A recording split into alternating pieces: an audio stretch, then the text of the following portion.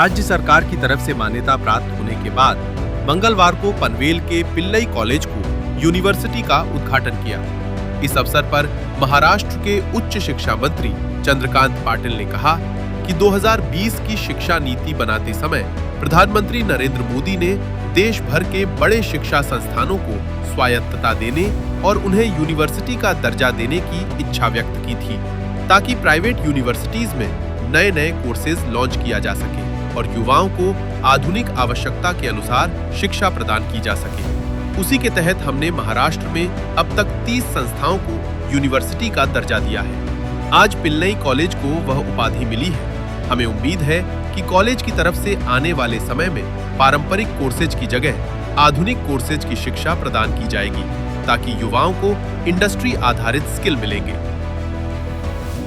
पंतप्रधान माननीय नरेंद्रभाई मोदीजींनी या देशामध्ये जवळजवळ 40 वर्षानंतर नवीन शैक्षणिक धोरण घोषित केलं। नवीन शैक्षणिक धोरणाची बाकी माहिती सांगणं हा केव्हा तरी वेगळा प्रेस कॉन्फरन्सचा विषय असू शकतो, पण त्यात त्यांनी प्रमुख मुद्दा मांडला तो व्यवसायाभिमुख शिक्षण असलं पाहिजे, व्होकेशनलायझेशन ऑफ एज्युकेशन। आणि ज्याला व्यवसायाभिमुख म्हणजे त्या शिक्षणातून नोकरी मिळावी, व्यवसाय करता यावा, संशोधन करता यावं असं जर करायचं असेल तर त्या शिक्षण संस्थांना थोडी स्वायत्तता दिली पाहिजे, इंडिपेंडन्स दिला पाहिजे। त्याच विद्यापीठाच्या त्याच कोर्सेसमधून म्हणजे त्या विद्यापीठाने पण नवीन नवीन गोष्टी खूप करायच्या आहेत, मुंबई विद्यापीठासारख्या विद्यापीठाने, पण ह्या काही नवीन शिक्षण संस्थांना ज्यांचा ऑलरेडी व्याप खूप मोठा आहे त्यांना जर आपण स्वायत्तता दिली तर त्यातून नवीन कोर्सेस ते करतील की जी जगाची रिक्वायरमेंट आहे। जगामध्ये आता जवळजवळ सगळे विकसित देशसुद्धा, अगदी जपान, जर्मनीसुद्धा त्यांच्या ठिकाणी लोकसंख्या कमी होत चालल्यामुळे, लोकसंख्या कमी होण्याची अनेक कारणं आहेत। त्यात तरुणींनी लग्न न करणं, मुलं होऊ न देणं अशी वेगळी कारणं आहेत। त्यांना हळूहळू त्यांच्या देशातलं अर्थकारण म्हणजे व्यापार उद्योग चालवायला भारतासारखे मोठे देश की ज्यांच्या ठिकाणी तरुण पॉप्युलेशन जास्त आहे ही हवी आहेत, पण ती विथ स्किल, विथ मास्टरी हवी आहेत। आणि त्यामुळे ह्या सगळ्या स्वायत्त विद्यापीठांना प्रोत्साहन देण्यातून जगाची नेमकी रिक्वायरमेंट काय आहे ते लक्षात घेऊन खूप नवीन गोष्टी सुरू होतील। म्हणून नवीन शैक्षणिक धोरणामध्ये कॉलेजेसना स्वायत्तता देणं, कॉलेजेसच्या समूहाला विद्यापीठ म्हणून स्वायत्तता देणं असं आम्ही धोरण ठरवलं। आता आम्ही आणि त्याच्यात खूप त्यांचा आधीचा रेकॉर्ड बघून, ते नवीन काय करणार आहेत बघून, त्यांच्या आधीच्या रेकॉर्डमध्ये त्यांच्या कॅम्पसवरच्या इंटरव्ह्यूमधून मुलांना रोजगार मिळतो आहे ना बघून आम्ही परवानगी देतो। त्याच्यामध्ये आत्तापर्यंत 30च्या आसपास वेगवेगळ्या मोठ्या शिक्षकांची रयत असेल, कोणाची डेक्कन एज्युकेशन सोसायटी असेल, अशा अनेकांना परंपरागत जसं आता हे महात्मा नावाने आदी शिक्षण संस्था चालवत होते, पण फ्लेमसारख्या काही नवीन संस्थांना पण आम्ही दिलं, ज्यांनी आम्ही काय करणार होतो मांडलं। आणि आज फ्लेमसारख्या विद्यापीठात आपण गेल्यानंतर असं लक्षात येईल की आपणही पुन्हा एकदा कॉलेजला जायला लागू। इतकं चांगलं ॲटमॉस्फिअर त्यांनी डेव्हलप केलं। पिल्लई विद्यापीठसुद्धा ते करेल अशी माझी अपेक्षा आहे। आज त्यांना जे विद्यापीठ आम्ही दिलं त्याचं उद्घाटन आहे आणि मग येत्या जूनपासून किंवा काही शॉर्ट कोर्सेस डिसेंबरपासून सुद्धा ते सुरू करू शकतो। ज्याला की ज्या दिवशी GR काढूनच मी आलो, आजच आम्ही GR काढला। विद्यापीठ कॅम्पसमधील 700 प्राध्यापकांची भरती ही 2 वर्ष आधीचे राज्यपाल आता उपराष्ट्रपती झाले यांनी 80-20 नावाचा एक आग्रह धरला जो युनिव्हर्सिटी ग्रँट कमिशनच्या नियमामध्ये बसत नव्हता। आणि म्हणजे 80 मार्क्स त्याच्या वेगवेगळ्या क्वालिफिकेशनवर, तर ते क्वालिफिकेशनवर इंटरव्ह्यूला एलिजिबल करायचं की नाही असतं, पण त्याने सिलेक्शनला ते 80 धरायचे आणि इंटरव्ह्यूचे 20 धरायचे असं म्हटलं। फायनली ते गेले, नवीन राज्यपाल आले आणि त्याने आता ते 80-20चं 60-40 केलं आणि 60 मार्क्स हे त्याच्या डिग्र्यांना म्हणजे त्यांनी जगभरामध्ये वेगळ्या विद्यापीठ पेपर्स किती मांडले, मग त्याची PhD कोणत्या विद्यापीठाची आहे, असे बरेच मार्क्स आहेत. आणि 40 मार्क्स हे त्या कॉलेजेसच्या इंटरव्ह्यूला असं फायनली सँक्शन झालं. त्यामुळे तो GRE बहुतेक आज मी सही करून आलो निघाला. कॉलेजेसमध्ये जवळजवळ 11,000 प्राध्यापकांच्या रिक्त जागांमधल्या निम्म्या म्हणजे 5,500 जागांना परवानगी मिळाली. मग ते 3 महिने आचारसंहिता होती, त्याच्यामध्ये एवढा मोठा डिसिजन केला. तो विरोधकांनीच आरडाओरडा केला असता की मतं मिळवण्यासाठी केलं आणि मग त्यातून आचारसंहितेत भंगही होतो. आचारसंहितेच्या काळामध्ये अगदी पर्यायच नाही अशा गोष्टींना निवडणूक आयोग परवानगी देते. आता म्हणतात की थांबा 3 महिने. काल संध्याकाळी 7 वाजता आचारसंहिता होती जिल्हा परिषद. तर आज ती सगळी प्रोसेस करून झाली. To be here amongst you and amongst all those who are from this educational field. हम सभी के लिए ये आनंद की बात है कि हम सभी आज इस कार्यक्रम में उपस्थित हैं, जहाँ हम सालों से देख रहे हैं पिल्लई सर को कि जिन्होंने इस एरिया में इस एजुकेशनल कैंपस की नींव डाली थी.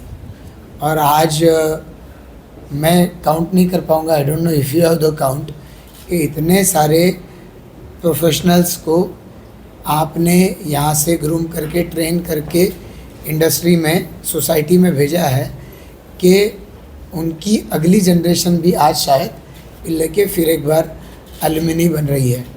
मैं समझता हूँ कि अपने आप में एक गर्व की बात है इसके लिए कि हमारी नवी मुंबई के लिए ये पहली यूनिवर्सिटी है और इस यूनिवर्सिटी के माध्यम से कई सारे नए एवेन्यूज़ खुलेंगे जो सिर्फ जो एजुकेशनल इंस्टीट्यूट्स होते हैं उनके लिए अवेलेबल नहीं होते हैं. You will be having more flexibility end उसके साथ साथ आपको और ज़्यादा प्रोफेशनली लोगों को ग्रूम करने के लिए, टीच करने के लिए एक अवसर मिलेगा. हम सभी के लिए भाग्य की बात है कि पनवेल को जब कॉरपोरेशन 2016 में बनी थी तो थोड़ा बहुत अंदाज़ा था कि अब पनवेल के नाम से क्या क्या होगा. तो उसमें ये उस वक्त शायद नहीं सोचा था कि पनवेल की अपनी यूनिवर्सिटीज़ भी आएंगी. आज ये पनवेल में यूनिवर्सिटी पिल्लई का कैंपस आ रहा है, जिसका रेपुटेशन है कि अगर यहाँ से आप एजुकेशन लेते हो तो then you are placed somewhere in the next say about months और विद इन अ ईयर.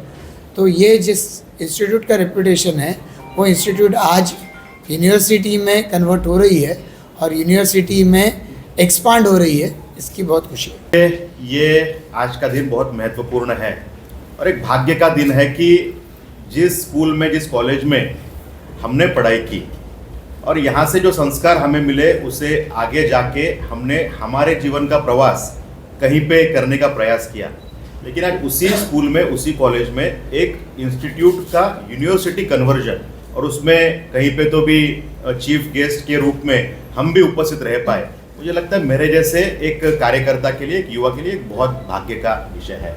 और जब हम देखते हैं तो वासुदेवन पिल्ले सर ने जो विजन इस इंस्टीट्यूट के पीछे रखा और उस विजन को लेके कंसिस्टेंट परफॉर्मेंस देने का काम उन्होंने किया. ये तो हमने देखा कि बहुत से इंस्टीट्यूट आते हैं, परफॉर्मेंस रहता है, लेकिन कुछ समय के बाद वो ड्रॉप होता है. ये भी हमने बहुत इंस्टीट्यूट के बारे में देखा हुआ है.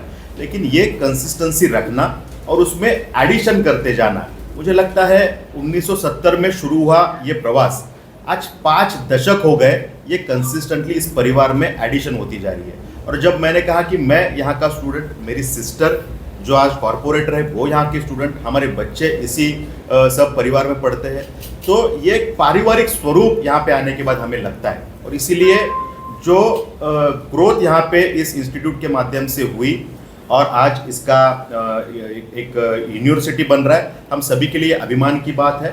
और ये मैं कहना चाहूँगा कि अच्छे विद्यार्थी, अच्छे स्टूडेंट्स निर्माण करने का प्रयास तो इस इंस्टीट्यूट ने, पिल्लेज ग्रुप ने किया, लेकिन एक अच्छे नागरिक बनाने का काम भी उन्होंने इस माध्यम से किया. गुड सिटीजन्स, इस समाज के लिए जो कंट्रीब्यूशन इस इंस्टीट्यूट के माध्यम से उन्होंने किया है और आज ये सफलता यूनिवर्सिटी के माध्यम से जो आप पा रहे हैं, हम सभी को बहुत खुशी है. तर शहर म्हटलं तर शहराची कन्सेप्ट प्रगतिशील शहर जर का आपण म्हटलं तर प्रगती म्हणजे नक्की काय आहे? फक्त चकचकीत गुळगुळीत रस्ते किंवा चांगल्या बागा किंवा असं नसतं कधी खरी कुठले. लिव्हेबल सिटी हे मेन कन्सेप्ट त्याच्यामध्ये आहे. लिव्हेबिलिटी कशामुळे वाढते? तर नागरिकांचं उत्पन्न वाढल्यामुळे वाढते. उत्पन्न कशामुळे वाढतं? तर चांगल्या प्रकारचे जॉब तयार झाले, नोकऱ्या तयार झाल्या त्या ठिकाणी, किंवा स्वतंत्र व्यवसाय चालू झाले त्या ठिकाणी, तर त्याच्यातून होणारे उद्योगशीलता वाढते, त्यातून अर्थकारण वाढतं आणि त्याच्यामधून माणसाची प्रगती होते त्यामध्ये. आणि ह्या सगळ्यासाठी आवश्यकता आहे ती उच्च शिक्षणाची. उच्च आणि तंत्रशिक्षण मी दोन्हीच्या गोष्टी त्यामध्ये सांगड घालू इच्छितो. मुद्दा असा आहे की माझ्या या पनवेल शहराला जर का समृद्ध बनवायचं असेल तर इथे असलेल्या प्रत्येक यूथला, प्रत्येक तरुणाला त्याच्या हाताला काम पाहिजे, ते स्किलफुल काम पाहिजे, तांत्रिकदृष्ट्या पण चांगल्या प्रकारे पाहिजे. आणि हे सगळं घडण्यासाठी खऱ्या अर्थाने हायर टेक्निकल एज्युकेशनची आवश्यकता त्याच्यामध्ये आहे. आणि ह्या सगळ्याच्या मागे मूळ आहे ते म्हणजे स्किल आहे. स्किल म्हणजे कौशल्य म्हणतो आपण. कौशल्यवृद्धी कधी होते? जेव्हा पिले युनिव्हर्सिटीसारख्या चांगल्या ज्या उद्योगांना आवश्यक असलेले स्किल जर का ते डेव्हलप करून देत असतील तर त्याचा वापर खऱ्या अर्थाने उद्योगांमध्ये आपल्या ह्या यूथला, आपल्या ह्या तरुणांना त्या ठिकाणी होऊ शकेल, जेणेकरून आपल्या ज्या इंडस्ट्रीज आहेत त्यांची उत्पादकता त्यामुळे वाढू शकेल आणि ह्या संपूर्ण परिसराची भरभराट होऊ शकेल. त्याच्यामुळेच माझं पनवेल शहर त्याच्यामध्ये समृद्ध होऊ शकेल. आणि sir, congratulations to you. We are thank you. Actually अनेक विद्यापीठांशी माझा संपर्क असतो त्यामध्ये, परंतु जेव्हा जेव्हा विद्यापीठांनी ई गव्हर्नन्समध्ये काय केलेलं आहे हे जेव्हा बघतो आपण त्याच्यामध्ये, म्हणजे आत्ता आपण जस्ट बाहेरच्या बाजूला रोबोटचं आपण त्यामध्ये बघितलं, छान वाटलं. जो म्यूल आहे तो आत्ता डिफेन्समध्ये पण वापरला जातो. तर असे म्यूल्स वगैरे आपल्याला महानगरपालिकेच्या कामामध्ये पण वापरता येतील का, किंवा अजून कुठली टेक्नॉलॉजी त्यामध्ये वापरता येईल का, ह्या अनुषंगाने पण आम्ही विचार करत असतो. म्हणजे आता टेक्नॉलॉजी हा फक्त शास्त्रज्ञांचा पार्ट उरलेला नाही आहे. तर टेक्नॉलॉजीमुळे जे नवीन नवीन शोध लागत आहेत, शोधामुळे जे तांत्रिकदृष्ट्या आपल्याला वापरामध्ये येऊ शकतील असे इन्स्ट्रुमेंट जर का झाले तर त्याचा वापर आपण महानगरपालिकेच्या इतर दैनंदिन कामामध्ये पण ते इन्क्लूड करू शकतो, जेणेकरून सर्व्हिस डिलिव्हरी जी आपण म्हणतो त्यामध्ये लोकांना जी सेवा द्यायची आहे त्याची गुणवत्ता चांगल्या प्रकारे राहील. त्या दृष्टीनेच महानगरपालिकेचा आमचा प्रयत्न असतो. आणि नक्कीच आपण, मला वाटतं पिले युनिव्हर्सिटी आणि महानगरपालिका यांच्या ऑलरेडी कोलॅबरेशनद्वारे आपण पुढे घेऊन जाऊ शकतो त्यामध्ये. आमचे